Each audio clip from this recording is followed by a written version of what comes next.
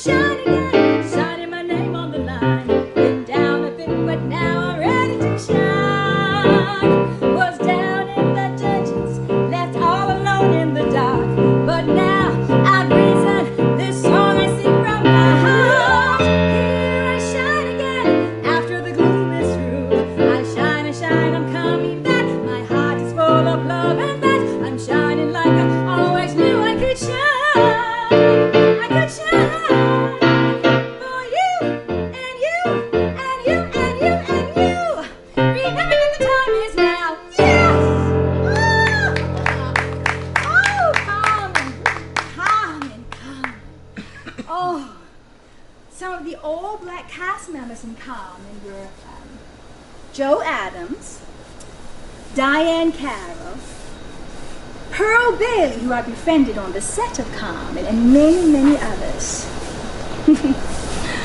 Oh, Carmen.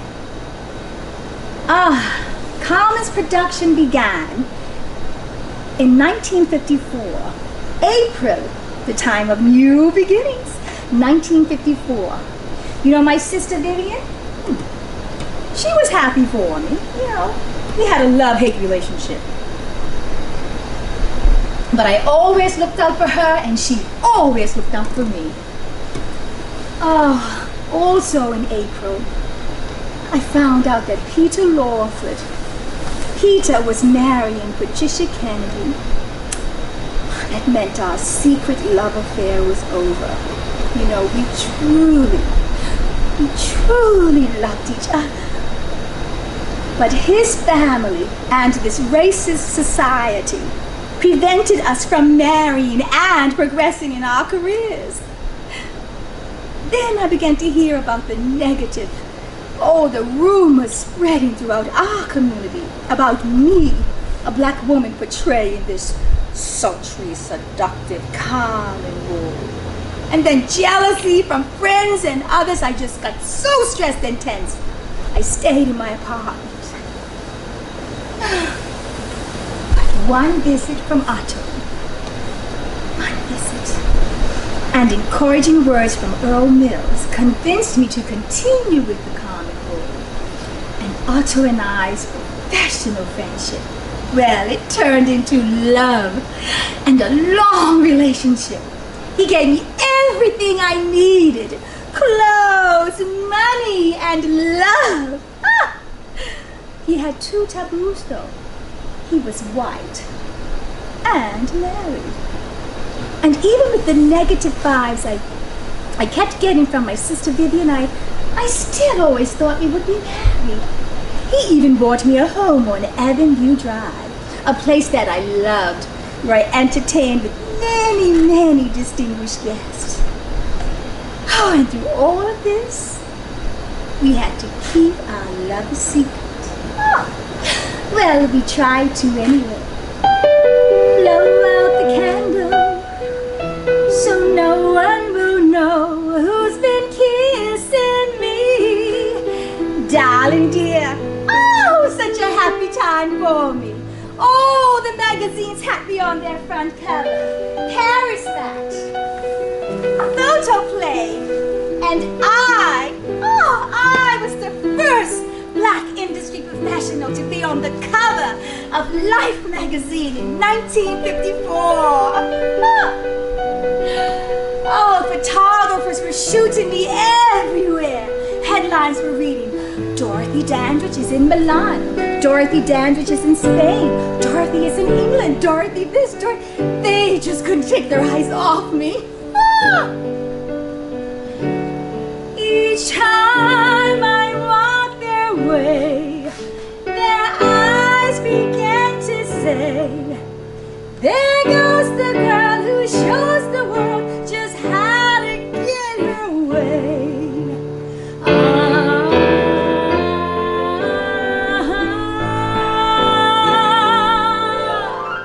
Oh, such a wonderful feeling. All of this is so appealing to have them see me now and have them take a bow, because they all adore me and can't seem to ignore me. When I walk through the town, there's a sparkle in the air. So please, don't you bore me. Good things coming for me.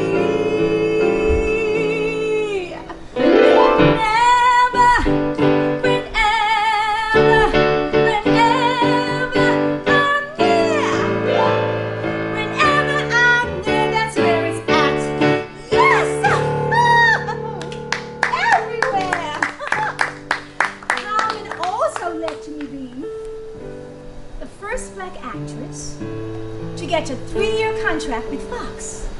1 film per year, starting at $75,000 to escalate to $125,000 per film. Carmen also led to me being the first black actress to be nominated for an Academy Award in a leading role. Oh, I was over the moon. Nothing was gonna stop me. Then I turned down the role offered to me by Fox at Otto's request. But you know, I also didn't want to play the part of a slave. We were trying to get away from us playing those kinds of roles, you see. But no films came my way until 1957. Island in the Sun. And oh, such a controversial film that was. I became the first black actress to star in a film in America with a white leading role romantic partner. But because of the racism, we couldn't even kiss. Just light touch. Oh, such a stressful time for me. Many projects ended up in dead-end years. Projects like Sloan, Lose Orpheus, remake of Barbara de Seville, all a part of Otto's promised work for me. Otto and I parted, but not before me getting pregnant and having an abortion. I didn't want to keep his child. He wasn't marrying me. Oh, such a horrible time for me. Oh, I wish I'd listened.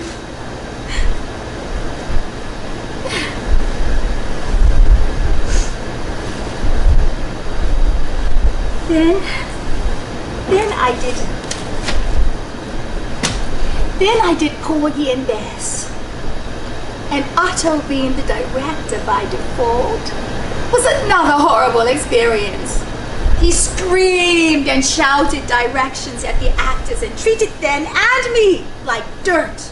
He bullied me verbally and physically and emotionally on stage. Oh, I felt like throwing up every time I came to work. But I made it through. I made it through, and I played best anyway. But I remember leaving the set after filming the Brock Peters rape scene. I had black and blue bruises all up and down my arms from him pulling and pushing on me. Oh,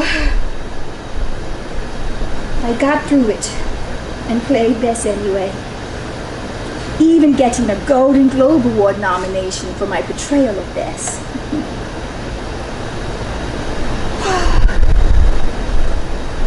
Then it was back to performing in clubs now.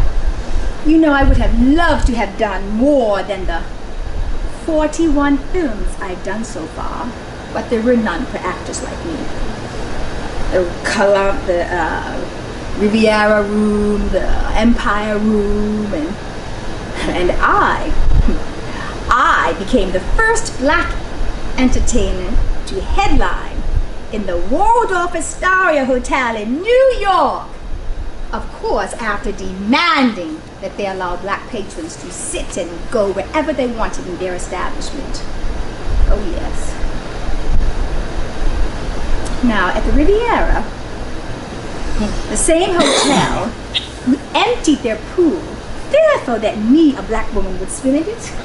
Well, I have to admit that I did call the front desk and let them know how hot I was and how a dip in the pool would be just wonderful. After they told me the pool was broken, and I looked out of the window and I saw people swimming in it. Well, that's where I met Maitre d', Jack Dennison. Oh, he was a handsome gray man with Greek man as well, with all the smoothness and charm. He charmed his way into my heart with his wonderful looks and splendid manners. I guess he did own up to his hidden intentions, though, which were to use me and my money. You know, I was making great money before we married in 1959. I gave him money to open up a restaurant on Sunset Boulevard before we were even married. Oh, but once married, he proceeded to run me into the ground, financially, emotionally, and physically. Our home on Viewsite, oh no, my home that I purchased on Viewsite was a war zone with 2 enemies in it. I'm so glad I didn't put his name on that deed. I had to file a restraining order on Jack. He was extremely abusive, causing me grave bodily and emotional harm, even landing me in the hospital at one point. He was ordered to leave my house, and the divorce was final 1 year later, in 1961. He, of course, continued to harass me via messages through my dear, dear friend, Herb Jeffries. But I would never talk to that man again or see him. I never did that, and I never will. This, of course, stopped when he found out I was ill and broke. Yes, I filed for bankruptcy in 1962, and I had to leave my house. Oh, my house on Viewsite. I mean, I practically built that house from the ground up, and I designed it just the way I wanted it. Oh, the den, right from the den, where the carpet was the same color as this. And the den was where I could sit and read magazines and study my script and listen to all my albums. And, you know, they featured me in a picture story in the Ebony or Jet. It was Ebony or Jet magazine. I was sitting there on the carpet, this color, and I had my 3 pillows beside me. There was a square pillows, a brown one, a beige one, and an orange one. And I'm pointing my feet like this. pillows are there. And you know, I always kept my feet pointed. Yes, and my center tight and taut. My sister Vivian, she used to tell people, you know, my sister Dorothy, she works 24 hours at being a star.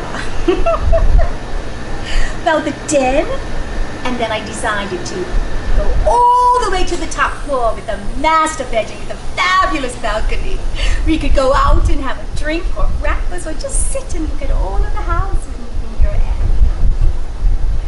Well, I had to leave my home and move to a smaller house on Norman Place.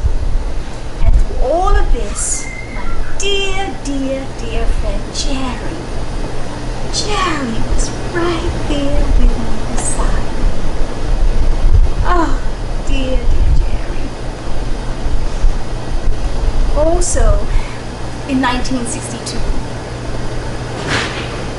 Marilyn was found dead. Very soon after her breakup with President Kennedy. She was just gone. I still miss her. We were so close. She's been gone since 62, and here it is in 65, and I still miss her.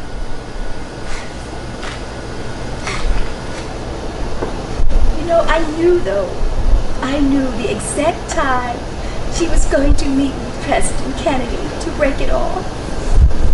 She wanted to go alone, but she was gone. Now she was gone.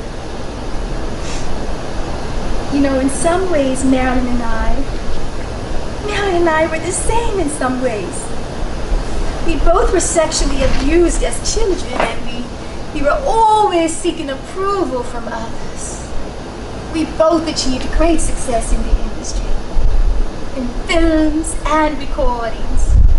But she, of course, had more clout and more power due to the racism in this country. But do you know? You know, I was asked by director Michaud about Cleopatra. But you know who got that part. But before Elizabeth Taylor got that high-paying role, I was the first female industry professional, black or white, to make $300,000 per year in 1959. Oh no, I didn't let my breakup with Otto stop me. I kept working.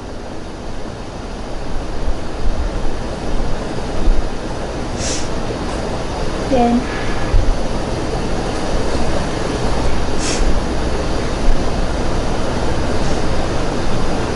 also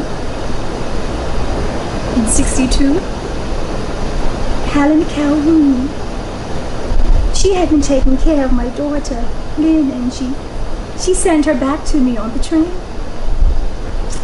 Jerry and I, we picked up Lynn at the train station at 2 a.m. Oh. But it was unbearable for me. I just couldn't handle it. She pounded on the piano all day long. And she had this great strength and power, and it just nearly drove me crazy. Finally, Jerry and her legal friends, they helped me to take care of Lynn, and I remember I was in the courtroom, and I went out to get some water, and my legs, they just collapsed beneath me.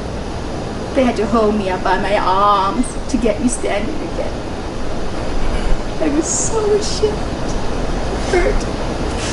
And they sent my daughter Lynn to the Camarillo Institution of California. Oh, that place with its immaculately manicured lawns and bright yellow and red and pink flowers. But inside it was a dungeon. Oh, I hated it. I would throw up every time I went there, but I tried. I went to see her as much as I could. I tried. And you know my daughter? She didn't even know I existed. I failed again. I failed with my marriage, and now I failed my live. Oh, Len. Len. Failed. I failed her. Len.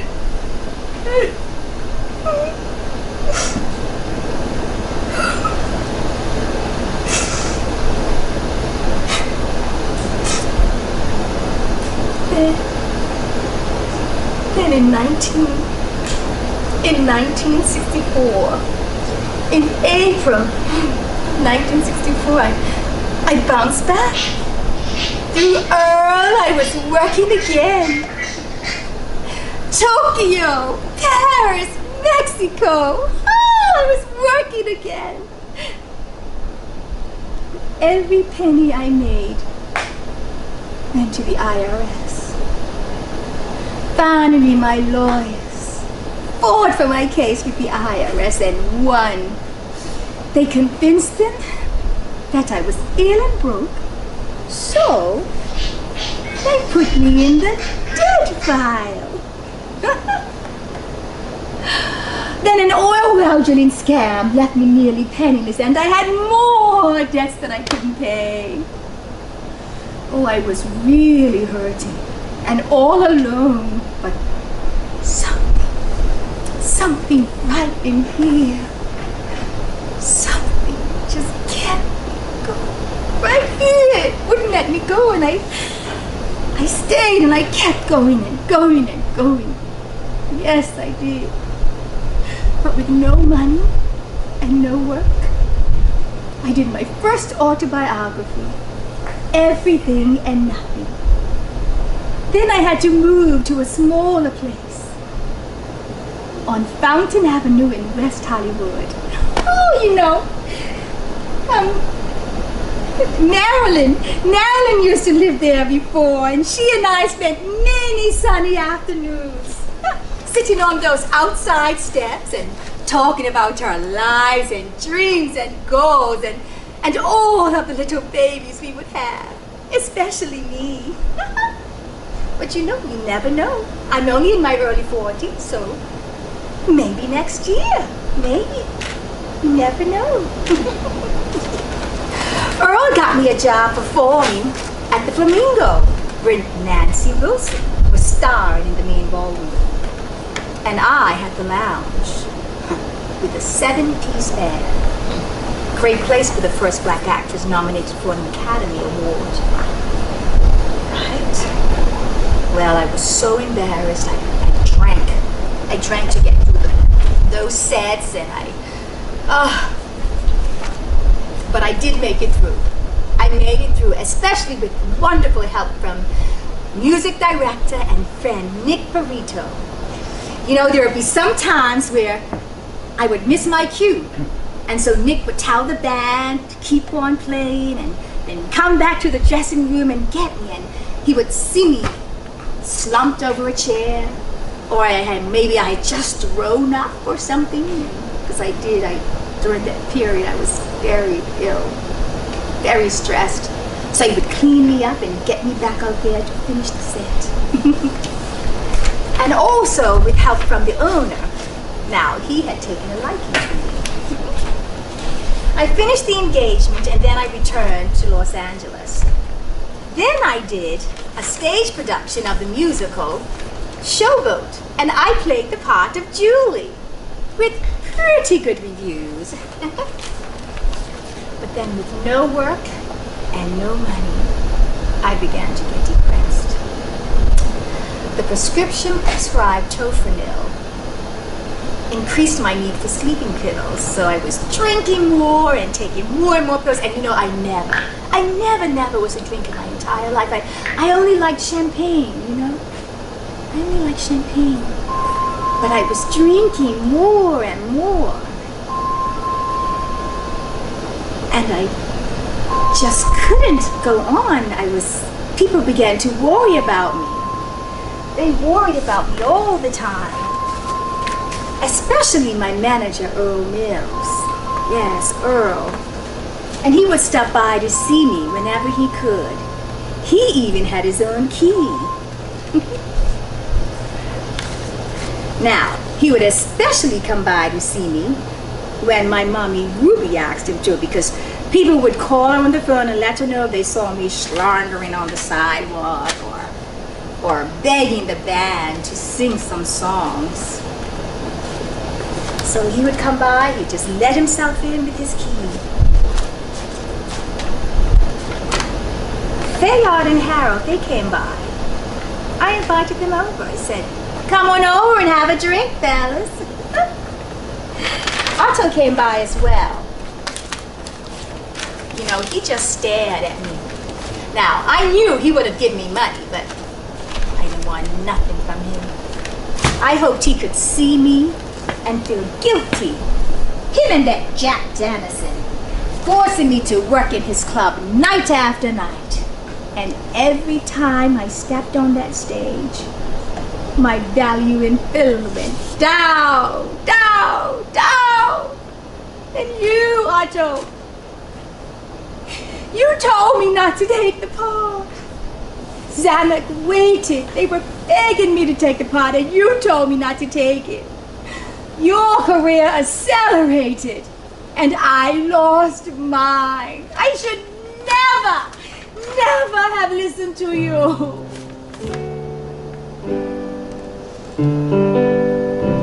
Why did I listen? Oh, what a fool I was. Oh, oh, oh, what a fool I was to listen to your words. What a lame excuse of a mind I had. When you talked, my whole body went to mush. Oh, oh, how did I get so lost in you? You made me forget who I am. Oh, what a fool I was to love you. Now I see just what a fool I am. I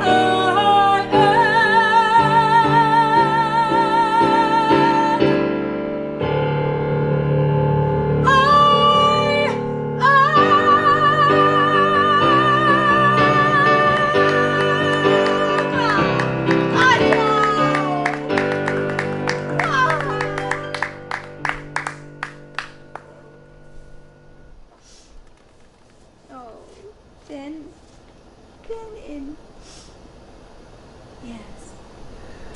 in 1965, I bounced back again. Joe Glaser, who was determined to rebuild my career, he got me a gig at the New York club Basin Street East Grill that was to start on September 10th, the beginning of a long engagement. My manager, Earl Mills, he got me a gig in the Carnival Room of the Sheraton Hotel. I began taking dance classes and exercise classes to build up the stamina that I needed for the lineup of shows I was contracted to do. And I also still went out for auditions for speaking parts for commercials. Now, I remember bumping into Michelle. I remember holding her by the sides of her face and giving her a kiss good luck. You know, I always tried to help my friends in the industry. I always did. Always. I helped Billie Holiday quite a lot. She and I were close friends. When the cops were hot on her trail, she'd stay with me at my apartment. And I'd literally have to spoon feed Billy, and I would give her dresses to wear and money and clothes. And you know, Billy, she didn't even know what was happening. Yes, I always tried to help my friends in the industry. And I never wished ill on anyone in the industry, but they always wished ill on me. In a few days, things began to look even better. Through Earl, I was contracted to do a film, to star in a film in Mexico. Contracts were signed, I's dotted, T's crossed. Another new beginning for me. While working out at the gym, I twisted my foot going down the stairs, and I didn't think anything of it. I just kept on going. But on the trip to Mexico to meet with producers and directors about the film, the pain persisted. So I saw a doctor in Mexico. They gave me an x-ray and found a tiny, very tiny bone fracture right there in my foot, and advised me to get a cast put on it as soon as I returned to the U.S. Now, once in the U.S., this was confirmed with the bone specialist, and I was set to get the cast put on it the next day, tomorrow. The doctor said I'd be dancing on my foot within 24 hours of getting the cast. And guess what? While meeting with producers and directors, they upped the ante from 1 to 2 films at $50,000 each. You know, I better hurry up and get ready because Earl is coming for me very early this morning. No, I don't like that one. Read that one. I've got a busy day tomorrow. These dresses are staying. These can stay here. Yes. Busy day tomorrow, so I better get to bed early. Music should go in the suitcase. Yes. So ready? Music and scripts. Now I better hit the shack. He's gonna be here soon tomorrow morning. Drink some water before I sleep. Oh yes. Oh, my hat. Oh, many memories.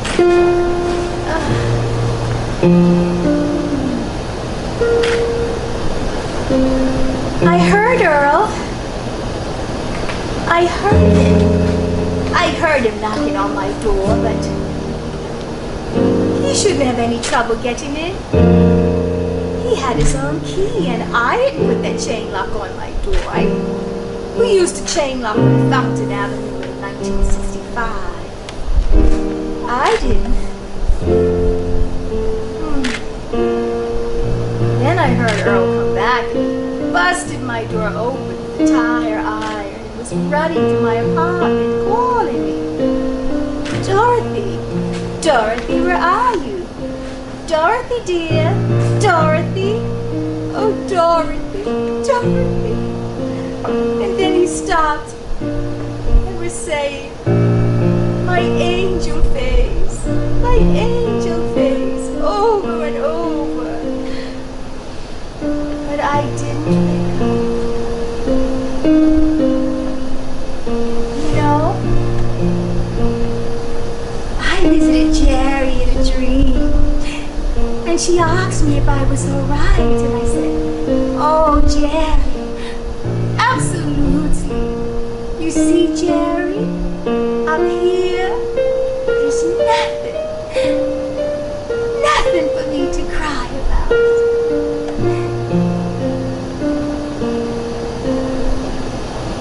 Singing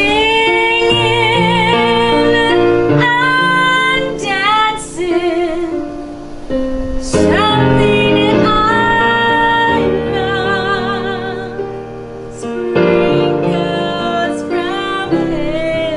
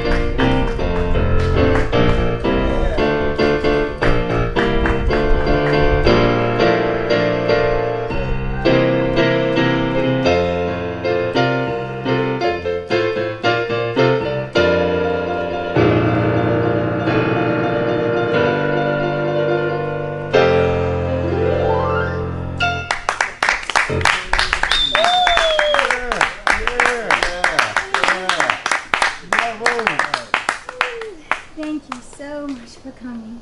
Bravo. Ooh.